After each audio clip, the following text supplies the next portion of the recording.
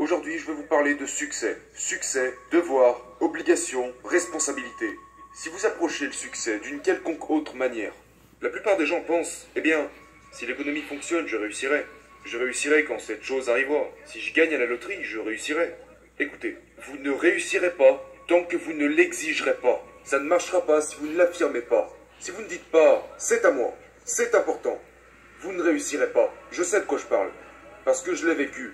J'ai passé les 25 premières années de ma vie comme un spectateur, à regarder les autres réussir et à me demander pourquoi je n'y arrivais pas. Le succès est votre devoir, c'est votre obligation et votre responsabilité. Près de 90% des directeurs de vente disent qu'ils n'ont pas le temps. Et une fois encore, ça remonte à... Si vous saviez qu'il allait ajouter de l'argent à votre banque aujourd'hui, prendriez-vous le temps de le récupérer? Donc ils le feront, parce qu'ils prennent du temps pour les choses qui leur rapportent de l'argent. Si vous avez un client, espérons-le, si vous avez un client et que vous négociez un contrat avec ce client, et que vous avez un gros hamburger devant vous, j'espère vraiment que vous allez mettre le hamburger de côté pour travailler, parce que la priorité est de faire de l'argent. Dans le même sujet, ce directeur ne croit pas que les formations de vente se convertissent ou permettent de gagner plus d'argent. Donc il ne prend pas de temps pour ça. En fait, quand vous dites que vous n'avez pas le temps, ce que vous dites en réalité, c'est « ce n'est pas ma priorité ». Parce que vous ne pensez pas que cela puisse vous rapporter de l'argent. Écoute, tu veux que ton éthique de travail soit si élevée que les gens t'admireront pour ça. Donc je vais te poser une question maintenant. Est-ce que les gens te connaissent-ils vraiment grâce à ton incroyable éthique de travail?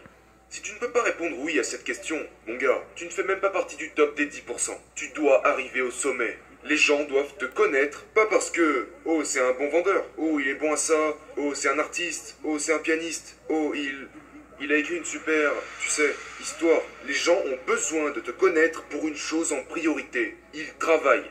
Il produit. Le gars est là tous les jours. Le gars se met la pression et se pousse lui-même. Parce que la vérité est que, peu importe si vos idées sont bonnes, ou si vos compétences sont bonnes, si tu ne travailles pas, mon gars, si tu n'agis pas de telle sorte à ce que les gens se disent « Mon Dieu, mais comment ce gars fait-il tout ça ?» Si tu ne travailles pas à ce point, à un niveau hors norme, une action massive, une éthique de travail énorme qui va créer ta force, tu dois avoir cette discipline de vie. C'est juste un chemin. C'est un chemin normal que les gens considèrent anormal. Si vous ne travaillez pas à ce niveau-là, vous n'aurez rien. Bâtissez votre éthique de travail. L'éthique de travail. Renseignez-vous. La plus grande lutte était de contourner les gens qui disaient que je pourrais pas le faire.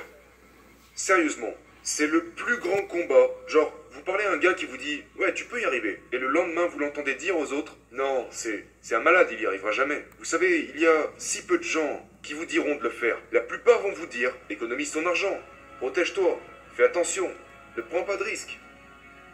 Prendre des risques est la meilleure façon de les éviter. Donc, la plus grande bataille que j'ai dû mener a été menée contre ma famille. Les personnes les plus proches de moi étaient en réalité les plus dangereuses. À chaque fois que je sortais pour faire un nouveau deal, tout le monde me disait « Mais tu n'as pas besoin de faire un truc pareil. Tu dois avoir du carburant dans ton tank.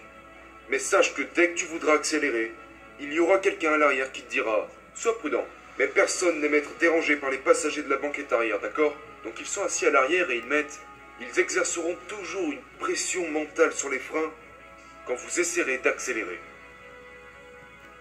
La négativité est juste négative. Il n'y a pas d'argent, il n'y a pas d'avenir en étant négatif. Donc quelle est la solution? Tu sais, je ne peux pas faire ça, nous ne pouvons pas faire ça. Ça ne peut pas arriver, c'est pas possible. Oh mon Dieu, les taxes sont trop élevées, les taxes sont trop... Tu es pessimiste, mon gars. C'est négatif. C'est négatif. Regarde, il y a tellement d'abondance dans la négativité qu'à proprement dit, ça devrait vous suffire pour vous faire comprendre qu'il n'y a pas de valeur là-dedans. Vous devez vous engager à servir. Vous devez vous engager genre, hey, j'ai une cible. Je sais que lorsque nous n'atteignons pas les objectifs ici dans mon bureau, la première chose que je demande, sans tenir compte du service internet, de mon service de comptabilité ou de l'équipe de vente, je vais poser une question. Quelle est la cible? Pas de cible? Pas de vente. Donc si vous avez un rôle, si vous êtes dans le service ou peu importe, assurez-vous d'avoir une cible, évaluez cette cible chaque heure. Si vous voulez vraiment des résultats, évaluez votre cible toutes les heures en vous posant la question « Qu'est-ce que nous avons fait dans les 60 dernières minutes ?» Je vous le promets, faites ces deux choses simples. N'apprenez même rien sur la façon de vendre quoi que ce soit. Ayez une cible Évaluez-la toutes les heures et je vous garantis que vos ventes vont exploser. Dans toutes les entreprises que je possède, j'ai entre 4 et 5 sources de revenus par entreprise. Je ne vais certainement pas dépendre d'un seul produit. Une fois que je reçois les bénéfices de ces 4 flux provenant d'une de mes entreprises. D'accord? Par exemple, dans cette entreprise, c'est un projet en ligne appelé Cardone University. Donc il y a des conférences, il y a des livres, il y a des audios et des MP3. Ce sont 4 flux d'argent venant d'une de mes entreprises. Et à un moment donné, je me dis, ok, lançons une nouvelle entreprise. Donc je vais construire une nouvelle entreprise en parallèle, comme un skieur, d'accord? Je ne veux pas que les skis se croisent. Je veux qu'elles soient parallèles. Afin que tout ce que je ne peux peut-être plus faire dans cette entreprise, je vais l'externaliser à un partenaire, en construisant une deuxième entreprise. Ensuite, une fois que ces 2 skis sont en harmonie, peut-être que je vais bâtir une 3e entreprise ici pour laquelle j'ai une passion qui n'a rien à voir avec les 2 premières entreprises. Ce n'est pas de la diversification, c'est un accroissement puissant de flux monétaires. Et quand j'investis dans cette 3e entreprise, je vais prendre l'argent des 2 premières entreprises et dire, s'il y a une bonne affaire, foncez. Mais si vous n'êtes pas sûr de vous, n'y mettez pas un seul centime. Il y a tellement d'erreurs que font les vendeurs, je pense qu'ils doivent revenir aux fondamentaux. Mais vous ne vendez même pas des solutions, je veux dire. Avant même cela, je dirais que la plus grosse erreur est que les gens ne sont pas stimulés par ce qu'ils font. Ils ne sont même pas actifs. Ils ne montrent aucun intérêt pour le processus. Et ils perdent leur intérêt. Dernièrement, j'étais à Barcelone. Je passais devant une boutique et je regardais une montre depuis dehors. La boutique n'était pas fermée. J'aurais pu acheter cette montre. J'avais les moyens de l'acheter. Donc je me promenais dans la boutique pendant mes vacances et je regardais cette montre. Je savais exactement quelle montre je recherchais. Et quand je suis parti, ma femme m'a dit « Qu'aurait-il pu faire pour conclure la vente ?» Et j'ai dit qu'ils auraient pu continuer de croire qu'ils pouvaient me la vendre. Ils auraient pu garder cet état d'esprit. Ce que je veux dire par là, c'est que si vous n'êtes pas intéressé, si vous ne pensez pas pouvoir conclure une vente, vous ne vendrez rien. Donc la principale erreur que commettent les vendeurs et les gestionnaires dans leur boutique est qu'ils supposent faire des ventes à certains jours plutôt que d'autres. Je vais dans chaque opportunité, avec chaque client potentiel, chaque appel téléphonique, peu importe à quel point la vente peut être complexe ou ordinaire. J'ai la conviction que je peux vendre ce produit, ce jour-là, à tout moment. Exploitez votre potentiel, pas votre quota. Si vous voulez rester vraiment motivé, si vous voulez répondre à la question de savoir pourquoi les gens qui ont déjà réussi continuent de travailler, c'est parce qu'ils n'opèrent pas sur des quotas, ils opèrent sur leur potentiel. Ils sont motivés à atteindre leur potentiel. Ceci est également lié à leur obligation morale. Ils savent de quoi ils sont capables. Personne ne peut vous dire de quoi vous êtes capable. Vous êtes le seul à le savoir.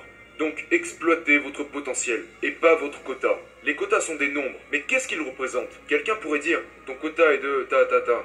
Ok, mais basé sur quoi? Comment tu es arrivé à ce quota? Les gens choisissent un certain quota ou un certain nombre parce qu'ils pensent que c'est important ou simplement pour se comparer à d'autres personnes dans leur industrie. N'opérez pas sur les quotas. Vous les voulez, bien sûr que vous les voulez, mais ce qui vous motive, c'est l'atteinte de votre potentiel. Et certainement pas quelques nombres ou quelques mécanismes. Mon potentiel, je le connais. Je sais à quoi il s'apparente. Et vous devez connaître le vôtre. Exploitez votre potentiel, pas seulement un quota. Et je vous le promets, vous serez extrêmement motivé, jour et nuit. Quand les choses tournent mal, vous devez fournir encore plus d'efforts. Vous allez devoir dépenser de l'argent que vous ne pensiez même pas dépenser. Mais accrochez-vous, restez dans la course. N'abandonnez pas, travaillez. D'accord? Je sais à quel point c'est dur. Je sais que c'est dur. Je sais qu'il y a des moments où vous vous dites « Mon Dieu, mais qu'est-ce que je suis en train de faire ?» Accrochez-vous et continuez de travailler.